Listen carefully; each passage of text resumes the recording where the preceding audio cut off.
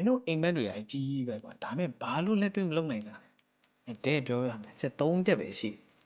တယ်ရိုးရိုးသားသားဝန်ခံတယ်မင်းညဘက်ဆိုအိမ်ရထဲမှာအောင်မြင်မဲ့စိတ်ကူးအိမ်မက်တွေကွာမင်းတညာလုံးမအိမ်နိုင်ဘူးပေါ့ငါတတိဘလို့တတိဖြစ်ရမှာငါမိဘတွေဘလို့ပြန်ထားငါဘလို့နာမည်ကြီးရမှာရှယ်ဒါပေမဲ့မနေ့မိုးလင်းလို့လက်တွေ့ပေါ့ပြန်ရောက်လာမင်းအိမ်ရထားဖို့တော့ပြင်းနေတော့လုံးစရာရှိတော့မလုပ်ပဲဖုံးပုတ်ပြီးအချိန်လုံးဒီနေ့လည်းမနေ့ကလို့ပဲဘာမှမမေ့ရဘူးဆိုအကုန်သွားရဲ့မင်းကလုံးချင်သေးရှိဒါပေမဲ့မလုံးနိုင်ဘူးဖြစ်တယ်ဘာလို့ငါဥမာတစ်ခုပေးမှာပါတေချာနာတော့မင်းအိမ်မက်ဆိုတာပေါ့ပေါ့ပါလေဘူးပေါင်းလေးမဟုတ်ဘူးကွာအောင်မြင်မှုဆိုတာအရန်လေးလံတဲ့ဝန်လုံးဘူးကြီးတစ်ခုအီလွန်မတ်တို့လူတာဘက်တို့ကမင်းအဲ့ဒီအလေးချိန်ကြီးထိုင်းနိုင်တယ်ပြီကွာ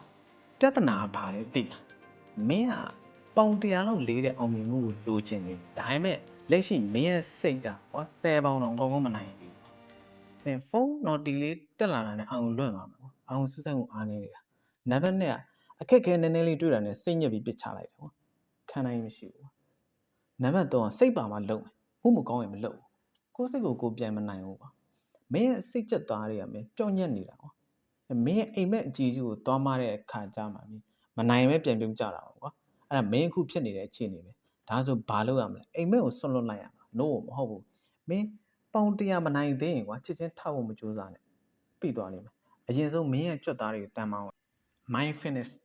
စိတ်ကြက်ခိုင်မှုအရင်တည်ဆောက်သူများတွေလိုအောင်မြင်ခြင်းအရင်ဆုံးသူတို့လိုစိတ်တက်ကြံ့ကောင်အရင်ကျင့်10မိနစ်လောက်တော့အောင်မဆိုင်နိုင်ဘဲနဲ့ကွာမင်း10နှစ်စာစီမံကိန်းတွေအကြောင်းမပြောနဲ့နော်ကိုယ်စိတ်ကိုကိုယ်တိုင်အရင်နိုင်အောင်တိုက်